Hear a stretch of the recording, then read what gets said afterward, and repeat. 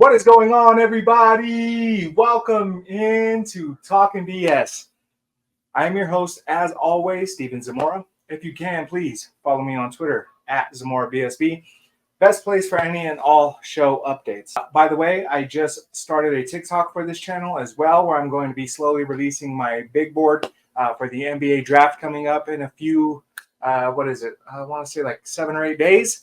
So, follow me on TikTok at talkin.bs. Just made that one. So, if you like more of the quick content like that, that's where you'll find me. So today, I'm bringing you another off-season preview. And if you clicked on the thumbnail, you know what time it is. We are doing the New York Knicks.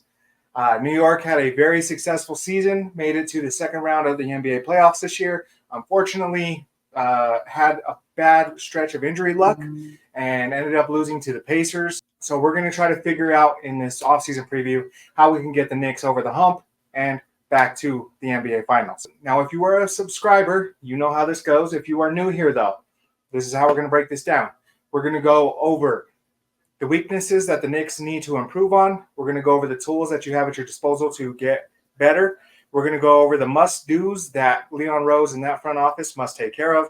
Then we're going to hit the draft. We're going to go with some trade options and free agency. And at the end, hopefully, we will have a nice final rotation that you can be really excited about heading into next season. Plan on fixing some of the holes and stuff that this roster has. So hopefully we hit all of those. And yeah, let's get into it. New York Knicks, let's do this. So like I said, first things first, we got to take care of the biggest weaknesses that the Knicks have. They were 18th in points per game, 5th in points allowed per game, 21st in points in the paint, 29th in assists per game, 23rd in assist to turnover ratio, 25th in 2-point percentage, 21st in shooting percentage, 22nd in field goals made per game, and 21st in opponent 3-point percentage. So a lot of the stuff right there really has to be attributed to more like point guard play. Not saying Jalen Brunson is not doing his job, because he very clearly is. He's vaulted himself into a top 10 player in the NBA. I'm a huge fan of Jalen Brunson. He's one of my favorite players to watch now. He's not always a pass first mentality type guard, which is okay, right? It works for the Knicks. But that's going to explain some of the statistical weaknesses that you guys have. Another one, you were dead last in bench points. You were the only team in the league who did not score at least 30 points a game off of the bench. So we're going to try to fix that as well. You might even be able to do that in like a combo package. But in order to get any of that stuff done, we got to have the tools to do so, right? So let's look at what we got. We got the 24th overall and the 25th overall picks in the first round, 38th overall in the second round. So Julius Randle, Bojan Bogdanovic, and Shake Milton could all be enticing contracts worth trading for. The Knicks have $154 million in committed contracts going into next season. They own the rights to 9 first-round draft picks from 25 to 2030. So now that we know what the weaknesses are, and we know what we have to address those weaknesses, let's get a checklist going of the must-dos that Leon Rose and the front office must address. We need to add some depth, and we need to add some size to this team. Like I said, last year in the playoffs, you ran into a bunch of bad injury luck, which really sucks because I think the Knicks could have made the finals and could have really given Boston a really, really good series. I was really looking forward to those teams playing. So having him back is priority number one, but also we're going to try to add some size to this team. Like I said, we got to fix the bench issues. You guys scored, I believe, 28.3 points per game off of the bench, which is just not good enough, especially if you're going to hit injuries later on in the playoffs. I'm going to try to prioritize bringing back OG Anunoby and Isaiah Hartenstein. We're going to do everything we can to make sure those guys are back. And all of this we're going to maintain within the Knicks culture, right?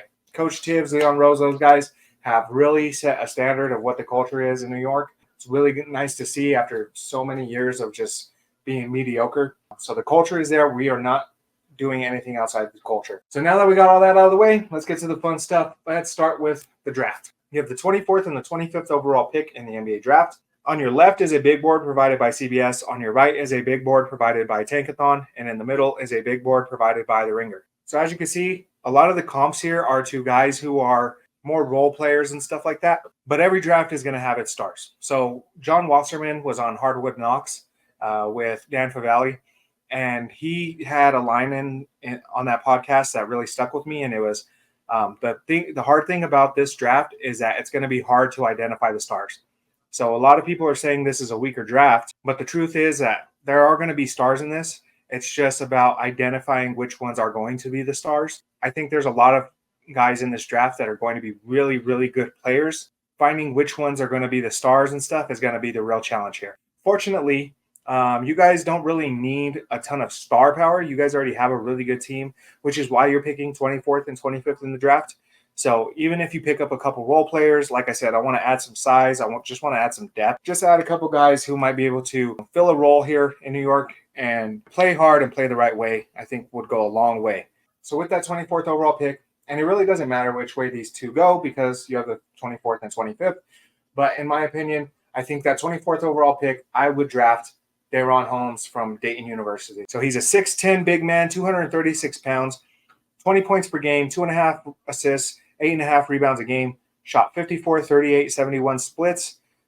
Very comparable to Jalen Smith. A comp I really like and I thought about for a while was Maxi Kleber. I think he could be better than both of those guys. I think on a floor, I think that's about what he's going to be, is like a Maxi Kleber, maybe even a Jalen Smith type. I think he could be much better than that. He has the potential to. He's a really good finisher, really good lob threat. He's got some good verticality, a really smart player. He's got a really good motor on himself. He's all over the place all the time. At Dayton, he didn't face the best competition, which is kind of a knock on him. A lot of scouts didn't really get to see him against like top-notch competition like Duke or Connecticut or anything like that. He does need to add some size, some strength, right? He needs to hit the weight room, but that'll come with age. He's a little turnover prone. He's got a loose handle. He's a little stiff in the hips. He's not super quick laterally or anything like that, but he does have the potential to be a good switchable defender. Like I said, he's a very good rim protector, very good lob threat, and he's not super heavy on his feet. It's just some stuff that he could work on. And with that 25th overall pick, I think a perfect fit for New York here would be Ryan Dunn from Virginia. So Dunn is like a 6'7", 6'8", 213-pound wing out of Virginia. He averaged 8 points a game, 1 assist, 7 rebounds, 54, 20, 53 splits. So obviously not the best splits in college or anything, right? Not a big scorer or anything. Obviously his negatives there are offense. I even put offense period. Just because anything offensively would be a huge upgrade. He was 20% from three. He definitely needs to work on his jumper. He's not much of a playmaker. He doesn't have much of a handle. He pretty much doesn't provide anything on offense. With that said, he is, I think, by far the best defender in the draft. This kid, I feel like, is going to be the next OG Anunoby, which is really cool because you guys have OG on your team. So that's like a perfect match, right? I think if he just gets any type of offense, I mean, corner three, a wing three, top of the key three, if he could work on his handle a little bit, if he could just pass a little bit, a mid-range, anything offensively is going to go a long way for this kid, because I'm telling you, he is going to be an NBA player just based on his defense alone. Like, he is such a good defender. He's got the instincts, he's got the length, he's got the athleticism. He's really good in transition, which is where he gets a majority of his 8 points per game. I think if you just add anything offensively to this kid, he's going to be a really good player for you guys. Now, he's going to take a couple years of seasoning, and kind of a redshirt year would be really important for his development. And we need some more scoring punch on that bench, right? Like I said, it was one of the worst scoring benches in the NBA. So I got a trade in mind. And in this trade, we're going to take Bogdan Bogdanovic's big $19 million contract. We're going to send it to Utah, along with a 2025 first via New York and a 2028 second-round pick via Indy or Phoenix. In exchange, we're going to get Jordan Clarkson. So for Utah, you get Bogdanovic back, right? Really cool. You get a homecoming with Bogdanovic. He spent his best years in Utah. That's really cool, right? But that is not why we are doing this. We are doing this for that 2025 first. Also that 2028 second. But that 2025 first is the big deal because 2025 is supposed to be a better draft. Utah, I think, already has a couple picks in that first round. The reason I wanted a pick from New York in this scenario was it's a guaranteed pick. A lot of the picks that Utah has have protections on them, so they could end up being pushed off until like 2026, 2027. So this is a guaranteed pick. I know I'm going to get in 2025.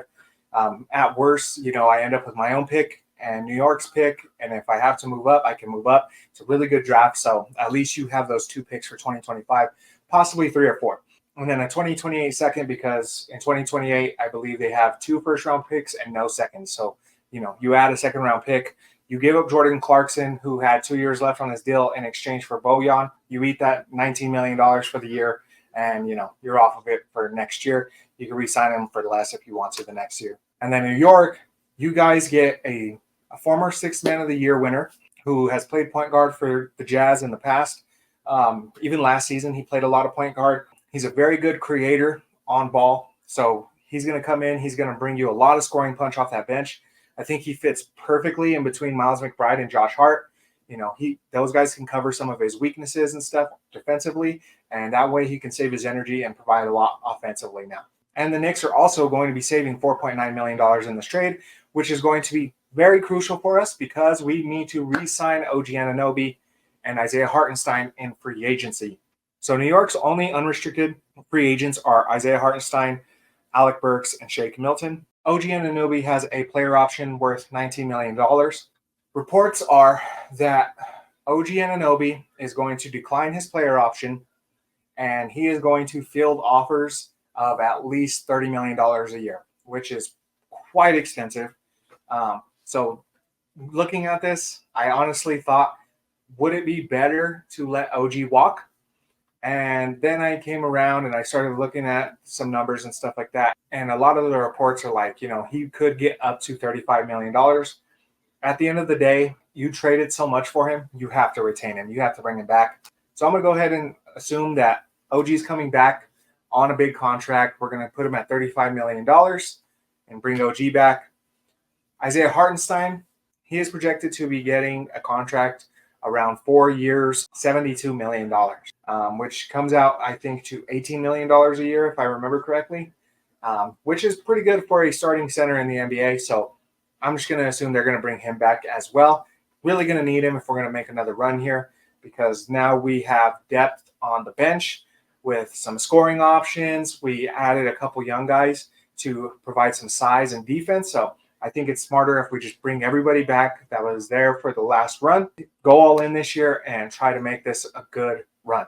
So if we're bringing OG and Isaiah back, we're going to be at 14 roster spots and right at that first apron. Including our draft picks, we're going to have a full roster here. Now, the only spot I could really see us needing some more depth is at the point guard position. Because of right now, you have Jalen Brunson, you have Miles McBride, and then you don't really have another pure point guard. So I got a list of point guards I think might be able to come for that vet minimum and would just be a good bench piece to have, just in case. Kyle Lowry, Patrick Beverley, Cameron Payne, Killian Hayes, Jordan Goodwin, Malachi Flynn, Delano Banton, Patrick Mills, DeLon Wright, Jacob Gilliard, Jordan McLaughlin, Corey Joseph, Ish Smith. So it's pretty much take your pick of those guys. I don't think this player is really going to be getting much playing time or anything like that. So, just kind of pick who you want. Those higher end guys like a Kyle Lowry, maybe even Patrick Beverley, Cameron Payne, like they might get offers somewhere else, get some playing time. So they might not be the best fit for New York here. But, some of those guys in the lower tier, further you go down the list, like the more likely it is that they would sign here to be a third point guard on the bench. So let's just go ahead and say we sign Jordan McLaughlin. This is what our final rotation would look like. Jalen Brunson, backed up by Miles McBride. Dante DiVincenzo, backed up by Jordan Clarkson. OG Anunoby, backed up by Josh Hart. Julius Randle, backed up by Deron Holmes. And Isaiah Hartenstein, backed up by Mitchell Robinson. So you're obviously too deep at every position. You got really good players up and down the entire roster. And it's a team that has a ton of defense, which is, like I said, the culture set in New York by Tibbs. There are defenders everywhere on this team. You've got really good rim defenders in Robinson and Holmes and Hartenstein. You got really good perimeter defenders in OG Anunoby, Miles McBride, Dante DiVincenzo. But now you supplement that really good defense with some really good offense now as well, adding Jordan Clarkson and bringing Julius Randle back. They're just dogs up and down this team, even all the way down to Ryan Dunn, right, who's just going to come in and be super competitive. I don't see anybody coming into the Garden and really like taking these guys' lunch money or anything like that. You know what I'm saying? Like, there are some tough dudes on this team, bunch of dogs. But the biggest thing to me is that now any big superstar that comes up and wants to end up being traded somewhere, you have huge contracts in OG Anunoby and Julius Randle that you can match with. You have a bunch of mid-range contracts between Hartenstein, Clarkson, Josh Hart, DiVincenzo, right? You have a bunch of salary matching contracts. You added a bunch of young pieces between Holmes, McBride, Ryan Dunn, even Jericho Sims I would throw in there, even though he's a little bit older. And let's say, Joel Embiid is like, you know what? I want out of Philly. Send me to New York. Well, now you got Hartenstein's contract you could swap. You can send him Julius Randle's to match, the big numbers. You could send him young guys. You could send him a bunch of picks that you have. You are set up for success. If anybody decides they want to come to New York, you guys can get them with this. So if you disagree with anything I've come up with here, please let me know down in the comments. I'm always open ears. I love to hear it.